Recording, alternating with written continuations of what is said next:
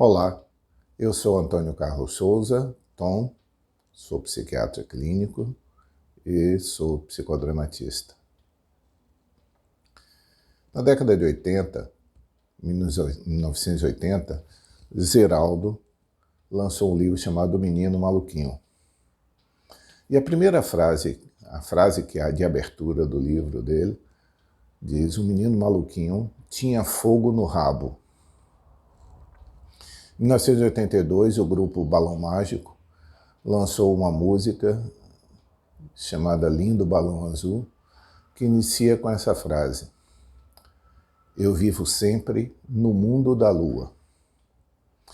Essas duas expressões, a do menino maluquinho tem fogo no rabo e o verso de no mundo de Balão Azul, lindo balão azul, eu vivo sempre no mundo da lua, podem servir de legenda artística daquilo que nós chamamos de transtorno de déficit de atenção e hiperatividade. Esse título engloba duas situações que são complementares, que podem coexistir numa mesma pessoa. Uma pode ter mais privilégio do que outra, e em momentos diferentes da vida, uma pode ter uma ascendência sobre outra na mesma pessoa, na história da mesma pessoa. O menino maluquinho que tem fogo no rabo corresponderia à hiperatividade. Eu vivo sempre no mundo da lua corresponderia ao déficit de atenção. Esse diagnóstico é um diagnóstico curioso, porque, como eu costumo dizer, ele é simultaneamente excessivamente dado e pouquissimamente dado. Ou seja, muitas vezes é dado o nome de transtorno de déficit de atenção a algo que nada tem a ver com TDAH, como muitas vezes se passa batido pela possibilidade do TDAH, principalmente em adulto, comprometendo muito a vida da pessoa.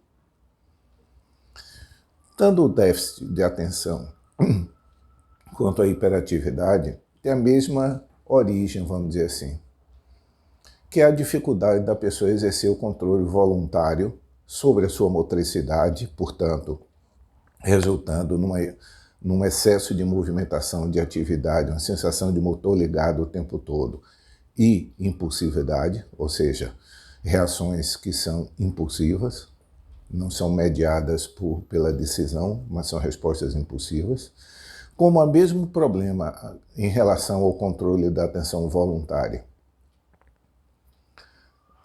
A nossa atenção voluntária, por definição, é aquela que a criança aprende a exercer voluntariamente o controle sobre ela. Enquanto que a atenção espontânea é aquela atenção que é mediada exclusivamente pelo estímulo externo.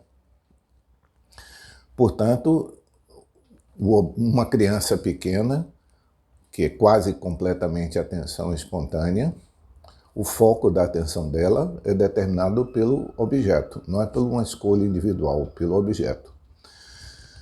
À medida que ela cresce, por volta dos seus 6, 7 anos, ela já pode exercer esse controle voluntário, ou seja, focalizar a atenção mesmo em coisas que não sejam interessantes. Possam ser úteis ou necessárias, mas não são necessariamente interessantes, não são primordialmente interessantes. Mas até então, até por volta de 6, 7 anos, esse exercício voluntário não é possível, porque a maturação do sistema nervoso, ela se processa lentamente. Do mesmo jeito que a criança tem um tempo para andar, a criança tem um tempo para falar, tem um tempo para o controle do xixi na cama, tem um tempo para o controle de todos os esfíncteres. Também acontece em relação à atenção e acontece a motricidade. Ou seja, uma criança pequena ela precisa ser motivada de fora para dentro para exercer alguma coisa. É isso que determina a ação dela. Uma criança pequena move-se. Ela necessariamente é uma criança buliçosa. As crianças gostam de movimento, gostam de correr por correr, gostam de pular por pular. Senão, o pula-pula não seria um brinquedo tão importante nessa faixa etária. Mas por volta de 6, 7 anos, a maioria das crianças já desenvolveu um razoável controle para, em relação à atenção, poder exercer a atenção em coisas não muito interessantes, como assistir uma aula ou ler um livro sem muita figura, como para ficar sentado assistindo a aula sem ficar se mexendo, respeitar a sua vez na hora de contar as coisas, de contar as histórias. Por isso que o diagnóstico de TDAH são duas coisas importantes para quem está me escutando. Primeiro, TDAH é um diagnóstico sempre e sempre retroativo, no caso do adulto. Não existe TDAH que se inicie na vida adulta. Todo TDAH ele precisa ser retrospectivamente diagnosticado, como se a criança tivesse ido há tempo, ela teria esse diagnóstico de TDAH. Ou, no caso da psiquiatra da infância ou a psicóloga que atende a criança, se ela pega uma criança de 7, 8 anos, ela tem condições de dar o diagnóstico naquele momento. Mas no meu caso, que lido com adulto, para eu poder dar o diagnóstico, eu preciso recuperar essa história dele e dos familiares para retrospectivamente poder diagnosticar como TDAH. E daí é que surge essa confusão. Principalmente em épocas de concurso, em épocas em que as pessoas começam a sair em fóruns de concurso, o uso de psicoestimulantes, que são essas medicações que são usadas, e depois eu vou dizer por quê,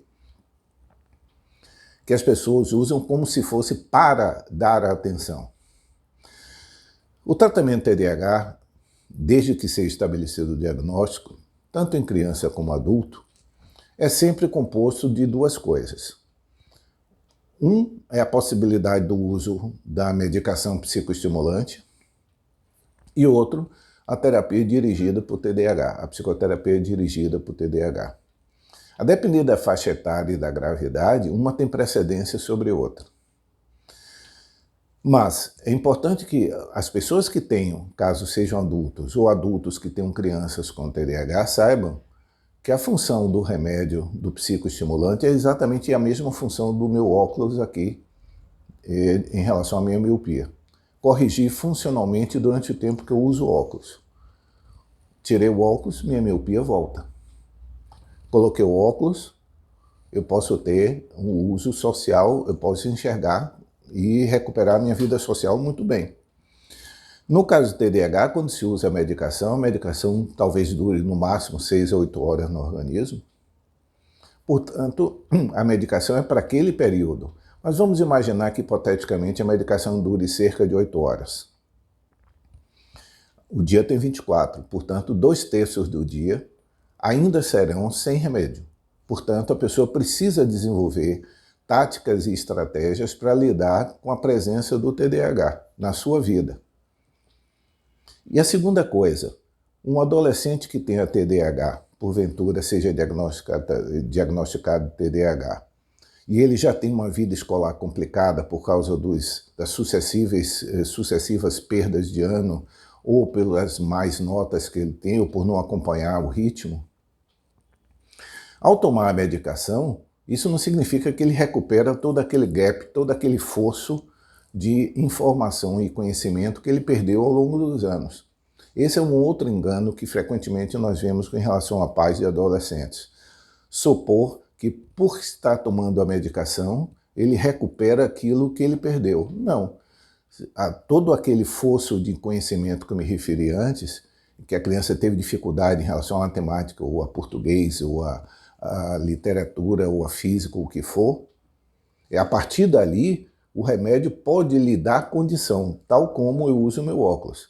Se minha miopia, porventura, fosse descoberta na adolescência, todo o prejuízo que a minha miopia pudesse me ter trazido ao longo da minha vida escolar, principalmente, ao colocar o óculos, significa que por si só, a partir dali, eu já angariei o conhecimento que eu não tive, o que eu perdi.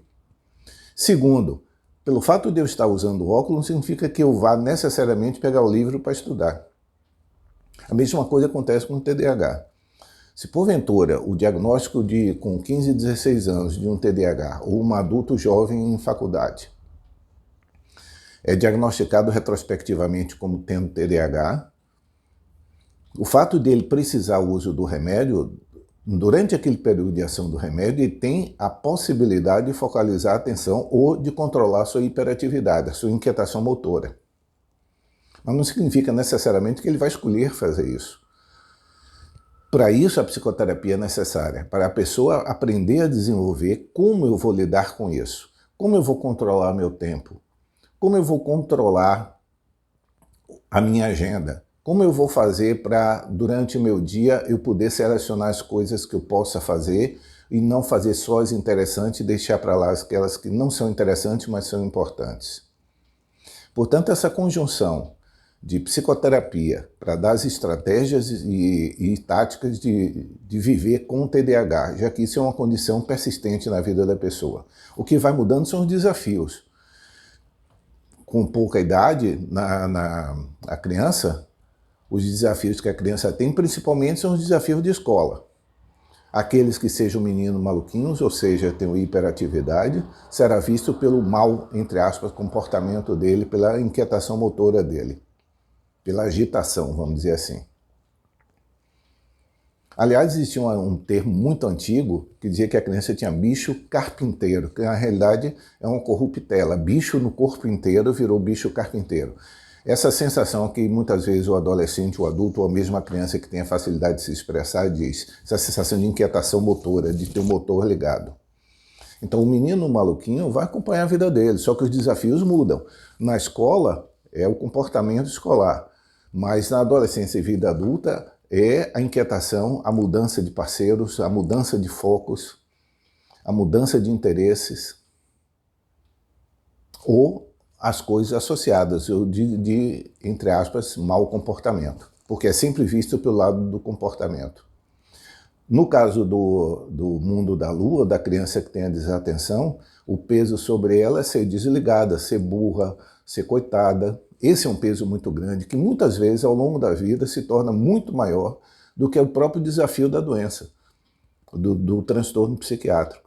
O fato da pessoa incorporar a ideia dela ser incapaz ou incompetente, ela transforma muitas e muitas vezes uma pessoa que não espera muitas coisas de si, ou pior, as pessoas não esperam dela muitas coisas.